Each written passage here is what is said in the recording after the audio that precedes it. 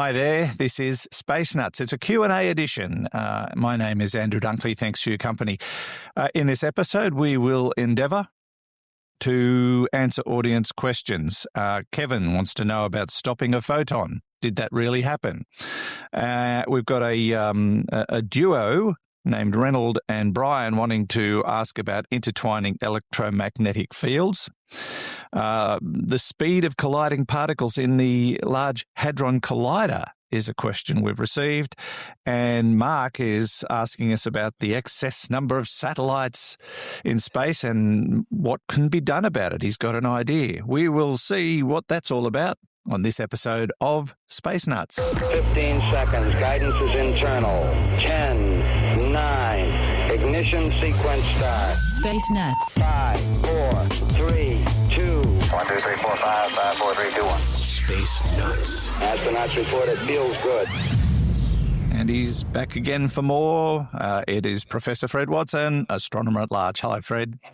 Hello, Andrew. Fancy seeing you here. Yes, quite odd. Quite odd. In my study. Yes, I'm in mine as well. Yes, although it's hard to see because the background's all blurred. I must have a setting that I changed in this thing, and I can't figure it out how to undo it. But it doesn't really matter. You probably don't want to see all the junk at the back of my room anyway. It's not as good as your junk.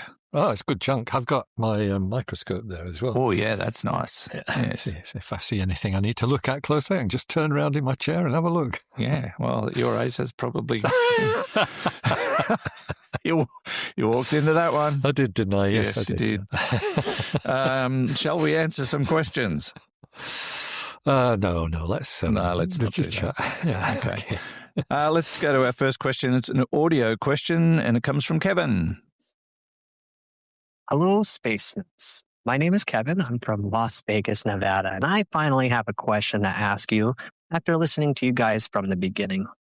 It's regarding an article that I came across but didn't get to fully read on how we have officially stopped a particle of light, not just slowed it down, but full on stop.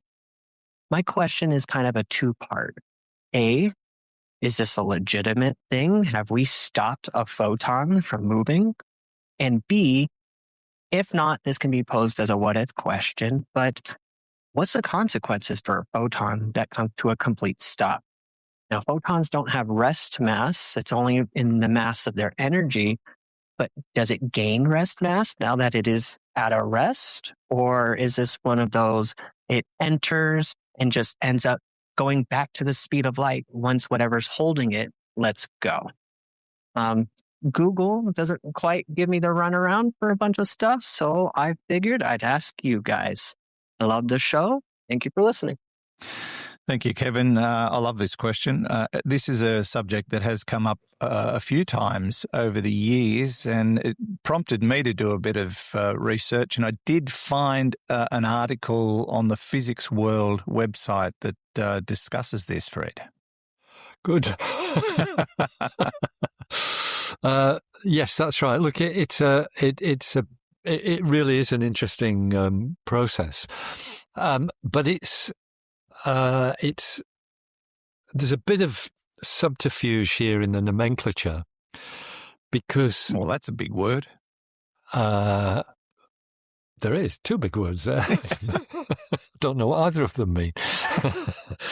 There's you're almost playing with words here in a way, because you do stop light, but it's not the individual photon that stops. It gets converted into something else, if I can put it that way. So you've got to start off with a Bose-Einstein condensate, a condensate which is ultra-cold atoms. They're a fraction of a degree above absolute zero. And the thing about one of these, they're usually called a BEC, a Bose-Einstein condensate. It is basically a whole lot of atoms, and usually it's sodium, which are so cold that they behave like a single quantum object. So it's a bit like entanglement, where you've got two quantum particles and they behave like a single particle. It's that, but in a whole petri dish, if you like. A lot of these atoms are entangled effectively. So you've got this BEC, the Bose-Einstein condensate, but then you've got to you sort of excite it with a laser, and then you send your photon in that you want to stop, and it basically, the photon it's not a photon anymore. It's now interacting with these super cold atoms in a way that effectively slows the transfer of energy down. So it's not the same photon that stopped. It becomes something else. It becomes one document I read suggests it's actually converted into a matter-based hologram, which is a slightly odd way of putting it, but basically it tells you that you've changed the photon, but you can then basically, if there's a separate laser that's exciting the BEC into this unusual state, if you turn that off, the pulse doesn't just slow down. The photon that you're trying to stop actually does stop when you turn this energy off, and what you've got is essentially all the energy. All the information, if I can put it that way, contained in the photon is transferred into this imprint in the BEC, in the atoms of the Bose-Einstein condensate. It becomes, as I said earlier, like a hologram. But then if you turn that, what's called the coupling laser, back on, the light pulse is reconstructed and sets off again on its path. I haven't explained that very well, but that's basically what's happening. Okay. So Kevin's right.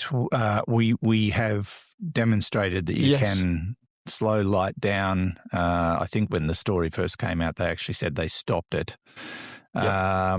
But second part of his question was, does it reconstitute itself and get on with its journey? And the answer is yes. That's correct, yeah. So it's not a particular, it's not a specific piece of research, There's a whole lot of research going on.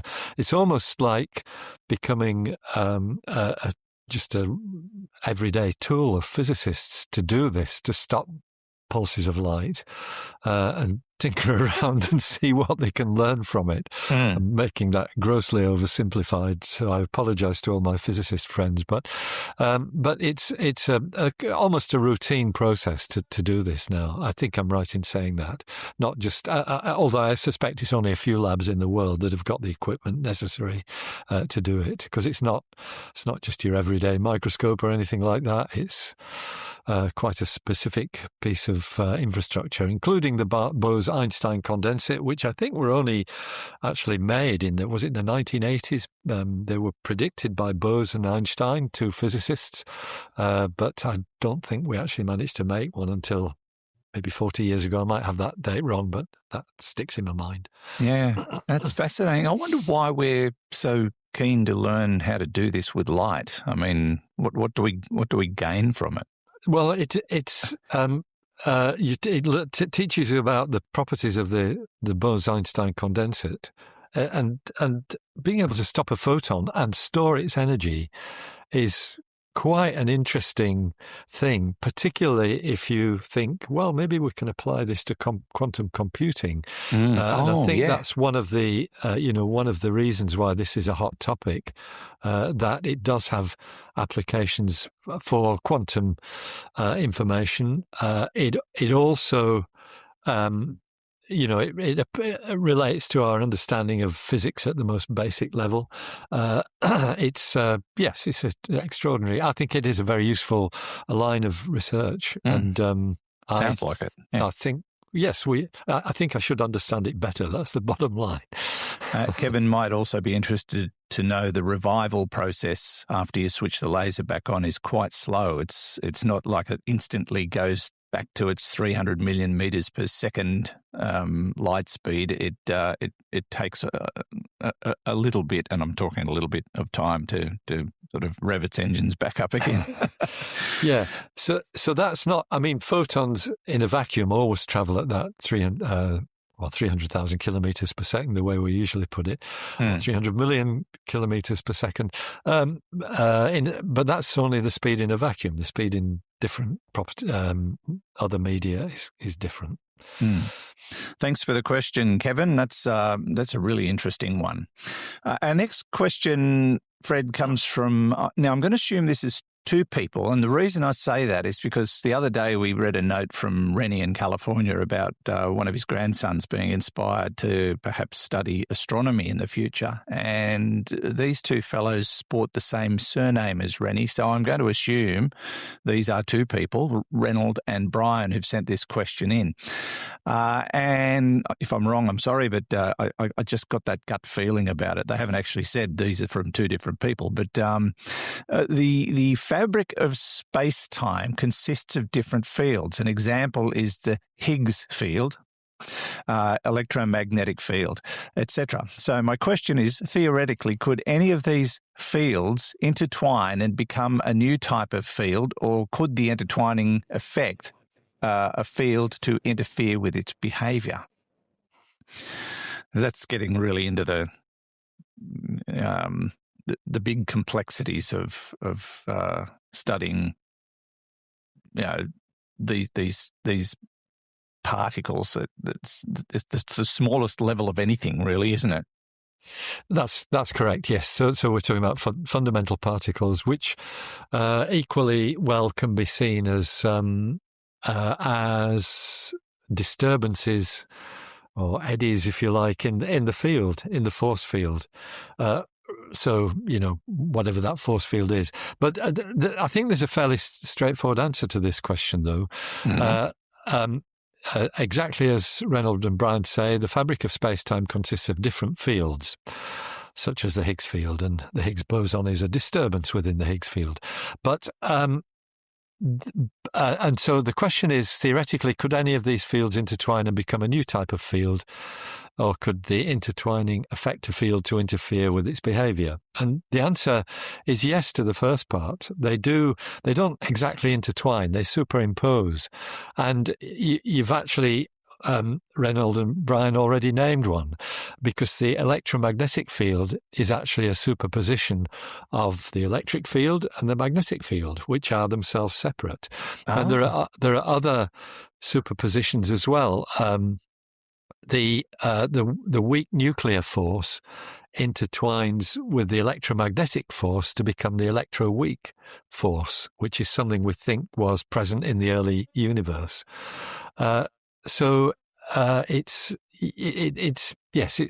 interesting the way that these superpositions happen. So they're absolutely right; they can entwine and at least, or maybe intertwine's the wrong word, but superimpose at least, so that you have multiple fields becoming something different, a new type of field, exactly as they say. Okay, yeah, it's a strange world, isn't it, when you get down to it is tiny objects and strange in the big objects as well. Sometimes. Well, I suppose so. Yeah.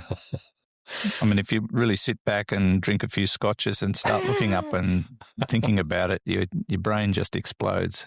It's probably the scotch more so than the problems of the universe. It is so out there when just contemplating existence itself is one of the things I find myself thinking about from time to time. How is existence? Not just why, but how. It's all very weird. And thank you to Reynold and Brian for sending in that question, and we wish you well, and please send some more. This is Space Nuts, a Q&A edition with Andrew Dunkley and Professor Fred Watson. Let's take a short break from the show to tell you about our sponsor, NordVPN. Let's talk about your online security. Now, I can tell you from personal experience, last year when Judy and I were overseas, we ran into a bit of a frustrating issue. There were certain apps we simply couldn't use without a VPN connection, things like our banking apps. They wouldn't load, and even a sports app I rely on wouldn't let me watch games back home because of geofencing and things like that. So with NordVPN, I was able to watch football back home while crossing the Atlantic Ocean. It was pretty weird, but it worked. And NordVPN is the best in the business. With NordVPN, you can securely connect to servers all around the world, which means your apps think you're right back home, even when you're not. It also encrypts your internet traffic, hides your IP address, and keeps your personal data safe from hackers and trackers and anybody else who's trying to get at you online. And this can happen in public Wi-Fi situations, in hotels, airports, cafes, anywhere like that. The best part, it's fast. Thousands of servers globally, and their NordLynx technology allows you to run seamlessly. No slowing down. It is brilliant. Right now, you can grab the special Space Nuts deal through this URL, nordvpn.com/spacenuts. You'll get 4 extra months free plus a 30-day money-back guarantee. So there's absolutely no risk if you want to give it a go. That's nordvpn.com/spacenuts. Stay safe online with our sponsor, NordVPN. 0G, and I feel fine. Space Nuts. I think we've got another audio question. We seem to be on a bit of a particle type of bender at the moment with this episode. This question comes from Andy. Hi guys, Andy again from the UK, actually from Cheshire, just down the road from the beautiful Jodrell Bank, although I've never forgiven them since they took out the planetarium. Just a quick question. The LHC, we're told that it accelerates particles to very close to the speed of light, about 0.9 c or whatever the actual figure is. But they also say that they're gliding particles at close to the speed of light. Now, if they're gliding particles that they're accelerating in opposite directions, surely that means they should be, the collisions, the impact should be at close to twice the speed of light. If you just clear that one up, I'd be very happy. I think I'm right, and I think the collisions are happening at greater than the speed of light, but prove me wrong. Again, fantastic show. Speak to you soon. Thanks, Andy. Reminds me of all those, I suppose, when they're teaching you to drive and they're saying, like, you're driving along the highway at 100 kilometres an hour and a car's coming in the opposite direction at 100 kilometres an hour and you sadly hit each other. The impact speed is 200 kilometres an hour. I guess that's what he's getting at. Exactly that, yes. It's and it's a natural thing, and it's a question that we often get because it's completely counterintuitive. So, and exactly as Andy's saying, and yeah, Cheshire's lovely, but he's right, and so is Jodrell Bank. As Andy's saying, you're colliding these things. If I remember rightly, the proton speed within the Large Hadron Collider, I think it's 99.99998% of the speed of light. So that's how fast these things are going, almost the speed of light. And you've got two streams of them going in opposite directions. You bring them together at the various experiment points. I've been to some of those. I've been in the cavern actually, where the compact muon solenoid lives, and that's where they collide. So shouldn't they collide at nearly twice the speed of light? And the answer is no, because I knew it'd be no. Yeah, that only works in classical mechanics, where, as you said, the velocities just add together. If these things were moving, in the what we call the classical realm, in other words, slow stuff, you would add the velocities together. But when you get to relativistic speeds, as we call them, speeds close to the speed of light, you have to account for two other relativistic factors. which are time dilation and length contraction. And both of those things are things that become very significant at nearly the speed of light. And so when you take those into account, you get a different formula. And I don't know whether listeners are going to turn off here, but I'm going to give you the formulae. So in the classical case, if you've got two velocities, u and v, it's always u and v, not you and me, u and v. And yes, in classical case, u plus v is their closing speed. But in the relativistic case, the closing speed is u plus v divided by 1 over u times v over c squared. So u plus v divided by 1 over uv over c squared. That's the relativistic formula. And when you put the numbers in, you realize that you can never exceed the speed of light by this. You just get you just get an answer that's even closer to the speed of light than your two initial colliders. So here's an example.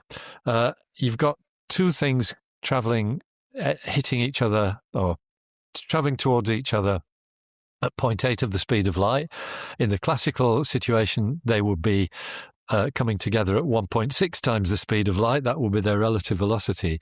But when you do the relativistic calculation, their closing velocity is 0.975 times the speed of light.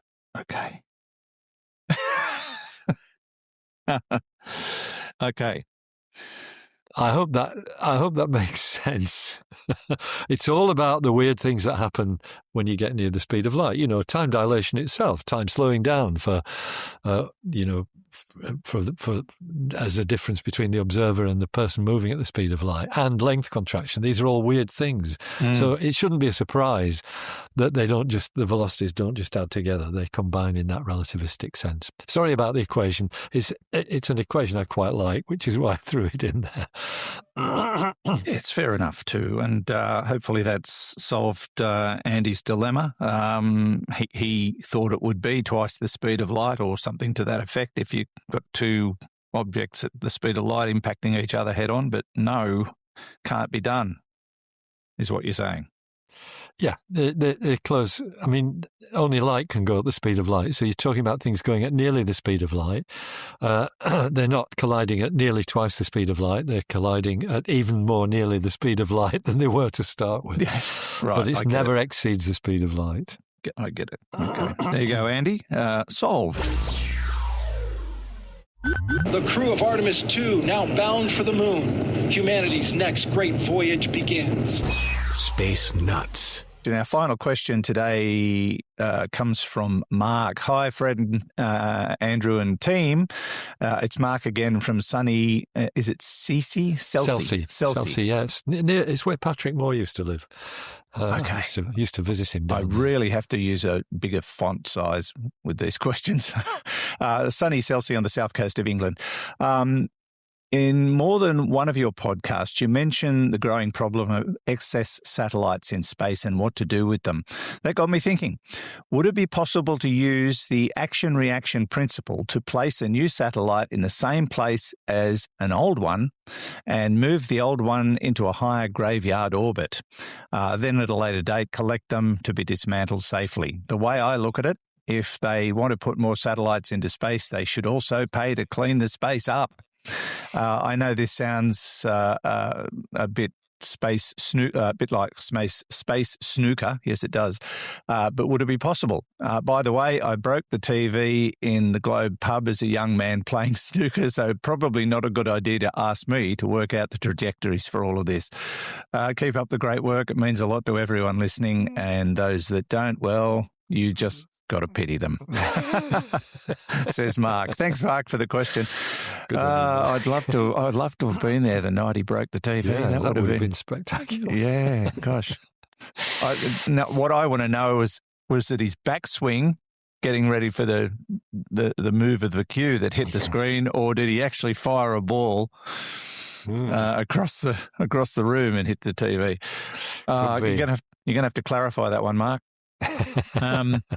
Look, in regard to cleaning up your own mess, there's actually isn't there an international law that requires you to deal with your own stuff up there? Yes, there is now. I think it was added to the approvals given by the International Telecommunications Union, which is the governing body of all this stuff, that you, I think this came in probably 5-10 years ago, you have to demonstrate before they'll give you permission to launch that you've got a way of removing your spacecraft from orbit. In other words, you've got to be able to clean up your own junk. Now, that's fine for new stuff, but there's a lot of stuff up there that didn't qualify for that, and no thought was given to the idea of trashing space, that your spacecraft would just continue in orbit after its useful life was over.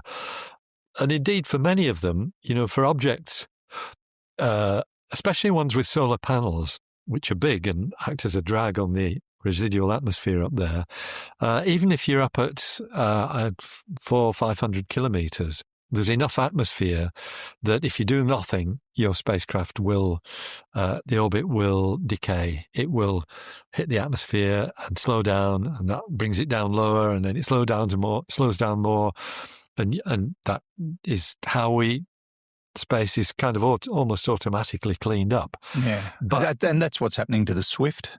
Yes, that we talked about a couple of episodes ago. Exactly right. That's right. And that one's worth saving, which is why a mission's been mounted to do that, to boost it into a higher orbit. So in a way, what that's doing is actually what Mark is suggesting. You can go and attach another rocket to it and push it up to a higher orbit to safeguard it. So there, for low Earth orbit, there's below about 500-600 kilometers, there is this natural sweeping up as things decay unless you do something about it. Many spacecraft have got thrusters that lets you lift its orbit, but if you switch the thrusters off, that means they're going to come back to Earth anyway, and that might be enough to satisfy the International Telecommunications Union. Going higher up, though... Except... Yes? One more point, when these things are burning up, they're putting all those metals into our atmosphere. Yeah, you're still getting contamination, that's right. We're getting aluminium oxide and all sorts of stuff up there that shouldn't be there. But yes, for higher orbits, these are the ones, what you might call mid-Earth orbits, above 1,000 kilometers. They're not going to decay so readily, and so they are an issue. And then the geostationary satellites. So the geostationary orbits are very, very specific. In fact, all the satellites are in the same orbit, more or less, because it's the one that keeps them over the equator and keeps them going round once in a day. Those geostationary orbits, they're at 36,000 kilometers. They have to have mechanisms to push them into what's called, exactly as Mark mentions, a graveyard orbit, which just gets them out of the way so that when they become defunct and you can't control them anymore, they're not going to bang into one of the active geostationary satellites.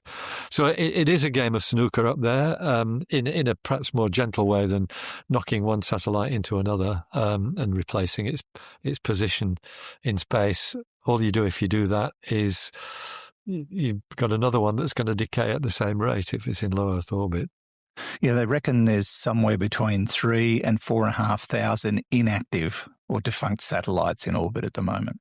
That's correct, yes. But then on top of that, there's a host of upper stages, launch vehicles, lots of bits and pieces, bits of fairing, bits of junk, debris from previous collisions. It's a minefield up there. Flecks of paint, that's right. There's even a glove. And a spanner. There's a spanner too, yeah. There's all sorts of stuff floating around. And it's all going at 8 kilometers per second. That's the dangerous bit. So I think that was another part to his question. Could you replace a satellite in its exact position, move the defunct one out, and put a new one in the exact spot that it its predecessor was? Well, you could, and indeed that's done. You don't move the other one out. You once its orbit's decayed, You just let it drop. Yeah, you've got that orbit freed up, and you put another spacecraft there. That's what's happening with Starlink. Actually, it's exactly what's happening. The Starlink satellites are all at round about 500 kilometers. They were planning another shell at 1,200 kilometers, but for once, SpaceX listened to the astronomy lobby, because those outer ones can be visible all night in some parts of the world. Even though they're fainter because they're higher up, it means that they're visible for much longer during twilight. Yeah, and that's a real problem, isn't it? There you go, Mark. Everything you said is possible. And yes, there is a law requiring people to clean up their messes, but at the moment, letting them burn up in the atmosphere is A-OK. Until we all die of some kind of metallic poisoning. Then they'll go, we should have done something about that. That's right, unintended consequences. Lovely to hear from you, Mark. We've been talking a lot about particle science today, and Andrea in Western Australia sent something in a while back, and I've kind of been sitting on it trying to find the appropriate moment. And because of the fact that 3 of our 4 questions were focused on particles, I thought it was appropriate to play Andrea's little voice piece today. Hey, you two, the joke for the day. 2 neutrinos walked through a bar. Thanks, folks. Really enjoy your show, and I hope you guys found that really funny. We did. That's a good one. That is excellent. Yeah, perfect timing. Yeah. Well, actually, I've been sitting on it for months. but it Thanks, Andrew. Seemed appropriate today. Yes, that's the one. Now, a reminder, if you have questions for us, we would love to get them. You need to go to our website to send them in, which is easy, spacenutspodcast.com or spacenuts.io. Click on the Ask Me Anything button at the top. It's labelled AMA. And that's also the logo for the Australian Medical Association. But don't get confused. They might answer it too, though. You never know. But send your questions in to us, because there's so much that people want to know. And if you want to know something, the best way to find out is to ask us, and then we'll refer it to somebody else.